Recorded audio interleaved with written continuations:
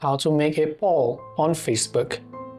Making a poll on Facebook allows your friends and families to vote a certain option within your poll. And if you'd like to add a poll, maybe to your Instagram story or maybe to your status, let us explore the options. So if you want to add a poll to your post, tap on what's on your mind icon.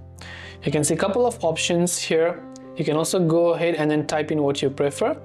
But if you look closely, inside our post, we do not have the option to create a poll.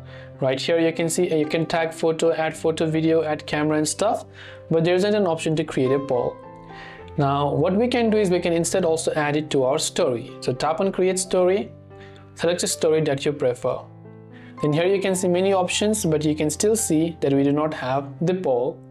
So that ultimately means that currently, unfortunately, Facebook has not added a poll feature on their platform. And thus, you will not be able to go ahead and then basically create a poll. So the only way where you can add a poll is via Facebook chats, which could be on Messenger app or Messenger groups. So if you go to a group, then only you'll be able to create a poll. If you have any questions, feel free to leave them down. Thanks for watching and see you in the next video.